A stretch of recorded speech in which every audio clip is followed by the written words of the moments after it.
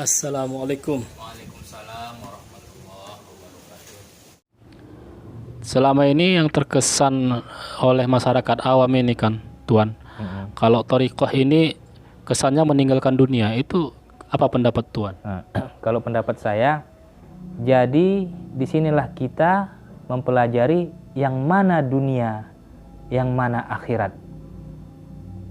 Dunia itu perlu, akhirat itu penting. Jadi kebanyakan kesannya orang-orang thariqah yang sampai kepada tasawuf, dia meninggalkan dunia. Arti meninggal itu maksudnya tidak terlalu berkecimpung di hal-hal keduniaan. Itu dimaksudkannya begini. Kalau kita bahaskan dunia itu kan tempat kita berpijak, tempat kita beramal ibadah menuju negeri akhirat. Jadi apa itu akhirat? Akhirat ini pun kalau kita bahas-bahaskan, kalau kita bawakan arti dari akhirat, itu mempunyai bahasa Arab akhir dan sifat 20 yang mempunyai sifat hayat. Hayat itu hidup. Akhir kehidupan. Nah, jadi sebenarnya yang mana yang dikatakan akhirat itu dikala kita sakratul maut. Nah, jadi untuk mendalaminya ini memang kita perlu sering duduk bersama, tetapi kebanyakan juga yang dipandang oleh ahli-ahli, dipandang seseorang bahwasanya si tuan guru itu adalah ahli thariqah, dia kurang mengembangkan pembahasan tentang meninggalkan dunia ini, apa yang dimasukkannya ini. Nah, maksudnya itu kita harus tahu kita itu hitam, itu putih. Ngapainlah kita dekati yang hitam? Yang putih inilah yang kita rawat. Ini sebenarnya yang dimaksudkan meninggalkan dunia. Macam mana kita meninggal dunia? Sedangkan kita pun nanti wafat ditanamkan di dasar dunia juga kok. Di dalam dunia perut bumi. Nah, itulah sedikit yang bisa diapa. Semisal suluk, itu dasarnya apa gitu? Oke. Pernahkah nggak dicontohkan Rasul, sahabat atau apa? Ya, begini. Man salaka thariqah talabul ilmi sarakallahu thariqan ilal jannah. Hadis Bukhari. Barang siapa menempuh jalan suluk dengan jalan untuk mengenal Tuhannya, maka jannah lah tempatnya. Jadi sebenarnya suluk ini siapa yang memulakan dasarnya? Ialah Rasulullah sendiri. Nah, Rasulullah sendiri. Dia membawa bekal pergi ke Gua Hiro. Ya, jadi sekarang kita para ahli-ahli tasawuf ini tidak mungkin kita pergi ke gua-gua. Nah, maka kita mencari wasilah. Ya ayyuhalladzina amanu taqullaha wabtahu ilahi wasilah. Kita mencari wasilah guru yang bisa mengajarkan ilmu ini. Sebagaimanapun kata hadis, jika engkau belum bisa serta Allah, maka sertakan dirimu dengan orang yang sudah serta Allah, maka ia akan mensertakan dirimu dan dirinya kepada Allah. Jadi sekarang disitulah dibuat rumah suluk. Nah, jadi dasarnya itu apa? Gua Hiro. Disinilah turunnya surat Iqra. Iqra bahasa Arab yang mempunyai arti baca. Apa yang dibaca? Pada masa itu tidak ada selembar kertas ataupun tulisan yang berukir, tulisan yang nampak kasat mata yang ditunjukkan oleh Sayyidina Jibril alaihissalam. Jadi apa yang dimasukkan di Iqra? Itulah Iqra. Kita harus pandai-pandai membaca hati, karena hati itulah muara kita berhubungan kepada Sang Pencipta kita. Jadi dasar dari suluk ini ialah Rasulullah itu sendiri. Nah, cuma zaman sekarang tidak mungkin kita pergi ke gua, maka dibikinlah rumah-rumah suluk. Jadi mana guanya, itulah kita lihat banyak pondok-pondok persulukan ini memakai kelambu. Itulah yang dimasukkan gua tadi.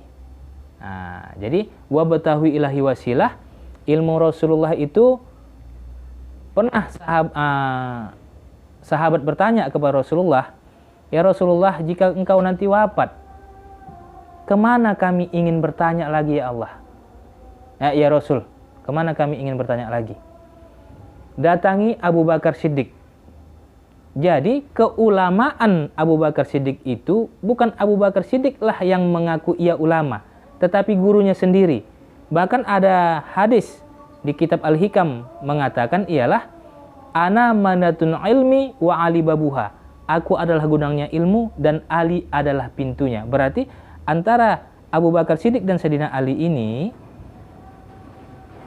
mereka ulama adalah pengangkatan dari gurunya sendiri. Barulah murid ke murid lagi, murid ke murid lagi, sampai saya kedudukan silsilah ke-41, ilmunya itu bermuara sampai kepada Rasulullah. Ajaran Rasulullah turun kepada wali ini, wali ini, sampailah ke saya sendiri, turunan dari Tuan Syekh Baringin Tebing Tinggi.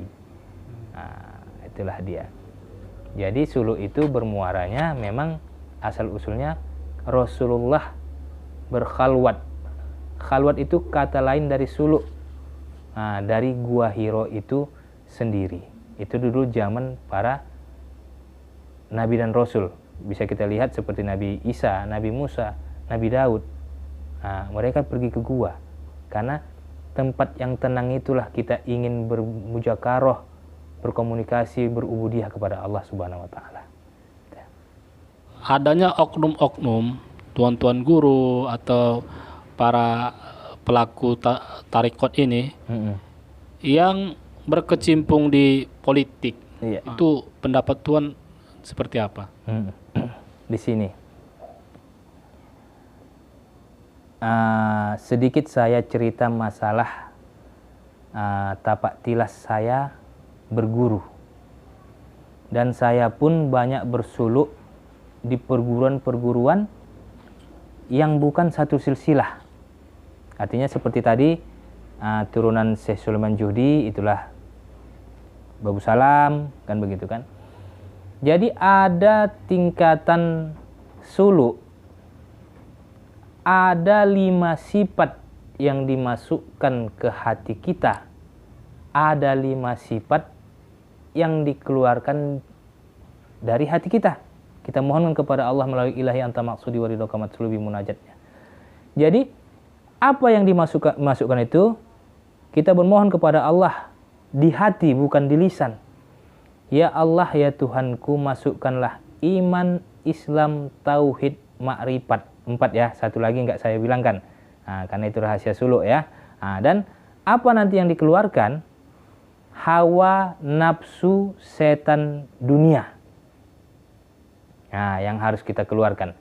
Jadi bagi ikhwan-ikhwan, tuan-tuan guru, bahkan kita tidak menuduh, tidak membilangkan oknum, banyak kita lihat dia masuk ke dunia politik.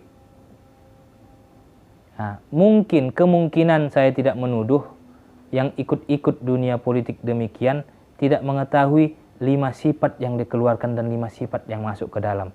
Seandainya dia mengetahui, pasti dia bisa mengimbangi hawanya tadi. Hawa, nafsu, setan, dunia. Nah, terkadang, maaf cerita, dia mendirikan rumah suluk tidak ada biaya. Terkadang dia terpaksa merapat kepada calon yang ingin berkedudukan di jabatan ini. Dan seandainya calon itu duduk, dia mendapat bantuan. Kalau menurut saya, dia itu sudah menyelisihi firman Allah. Mana firman Allah yang dimaksud? Kita harus ada alasannya. Innallaha ma'as sabirin. Sesungguhnya Allah itu beserta orang-orang yang sabar. Sedangkan di Thariqah Naqsabandiyah itu kebanyakan saya sudah bergabung-gabung, ikut-ikut gabung tawajuh. Ayat pertamanya ialah Al-Imran ayat 200. Ya ayyuhalladzina amanu sabiru wa sabiru wa rabitu wattaqullaha la'allakum tuflihun. Ayat di awal ayat itu sudah mengatakan, hai orang-orang yang beriman, bersabarlah kamu, tingkatkan kesabaran kamu. Serupa dengan suraunan tinggi ini, kita bersabar, insya Allah sudah 80% selesai. Nah, apakah kita harus merapat kepada pihak yang ingin duduk di kancah politik? Tidak. Karena apa? Kita punya Tuhan. ayat tadi menyebutkan ya ayyuhalladzina amanus biru, hai orang-orang beriman. Jadi kalau kita tidak sabar tentang apa yang kita tuju, berarti masih dipertanyakanlah tentang keimanan kita.